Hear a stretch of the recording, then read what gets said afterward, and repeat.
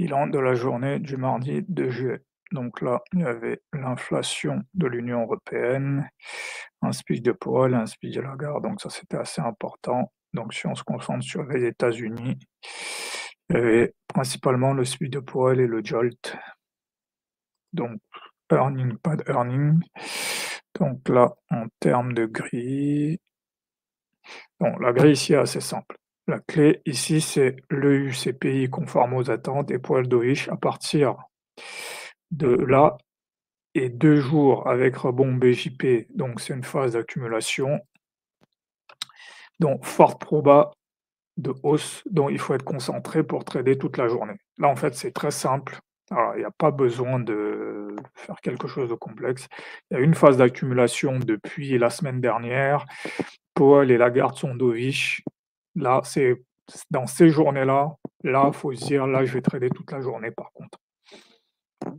Ensuite, en termes de trap, voilà. Erreur, good news et sommet et BUB qui deviennent des supports et respect des BLG, je dois sur ça et sur voilà, vraiment quand j'ai ce genre de signaux, là, je dois penser vraiment 1 de capital. Là, c'est vraiment primordial, surtout que ces signaux-là, c'est 20 du temps, en fait. Donc globalement, sur un mois, il y en a 2 ou 3. Donc si j'en rate un, il m'en reste un. Donc c'est pour ça qu'il faut vraiment être au taquet sur ces signaux. Abandon, grille, exécution, je pense au SL et au PNL au lieu de penser grille, validation, invalidation, exécution. C'est ce qui fait que je n'exploite pas à fond ces signaux, en fait. C'est que je me mets à penser au PNL au lieu d'être juste dans le système. Donc là, à l'ouverture, là, j'aurais pu acheter directement parce que comme j'ai dit, voilà, Powell et Lagarde sont dovish. Là, j'aurais quand même attendu un peu. Voilà, ici, je ne peux pas acheter ici. Voilà, avec mon SL soit sous le fair value gap, soit sous cette bougie. Là, je peux pas acheter avec un SL sous cette bougie parce que là, ça, maintenant, c'est ma signal bar. Cette barre rouge, c'est ma signal bar parce qu'elle a validé le fair value gap. Là, je peux continuer à acheter parce que là, probablement qu'on va aller chercher mi-VHB. Là, on arrive sur mi-VHB, donc là, je vais peut-être faire une pause. Ici, c'est parfaitement raisonnable de vendre. C'est parfaitement raisonnable de vendre parce que ça correspond un peu à ce qui s'est passé les semaines dernières. On arrive sur AJP, on descend. On arrive sur AJP, on redescend. On arrive sur AJP et on redescend. Donc, à ce moment-là, donc ici, je suis là. Voilà, donc ici, c'est pas déraisonnable de vendre. Voilà, je peux continuer à vendre ici. Voilà, par contre, ici, là, il faut acheter. Pourquoi? Parce que là, le fair value gap est invalidé directement et ça, en fait, ça devient juste un rebond sur la bougie de 15h30. Donc là, ici, là, je dois passer aussi en sursize, 1 du capital. Voilà, faut y penser. Ici, je peux acheter, ici, je peux acheter.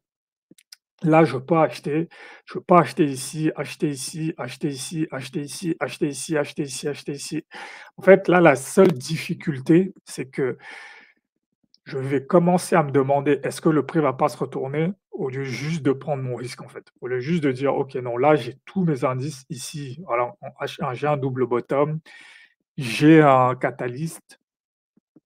Voilà, donc à partir de là, voilà, faut juste faire un truc, c'est d'acheter d'ici, 21h45, donc au minimum jusqu'à 20h, j'aurais pu continuer à acheter. Donc là, si je zoome en M5, voilà, je peux voir ici en M5, dès qu'il y a un bull flag, j'achète, dès qu'il y a un breakout, j'achète, dès qu'on vient retester un fair value gap, je peux acheter toute la journée.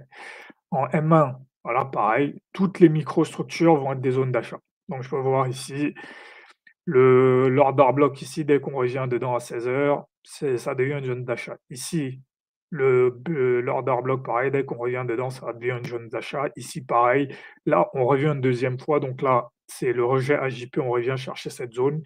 À partir de là, toutes les microstructures vont devenir des zones d'achat. Et là, on retombe un peu dans le même problème que vendredi. Ouais, c'est vendredi, c'est bien ça. C'est ça, voilà. Le marché a une direction qui est très claire.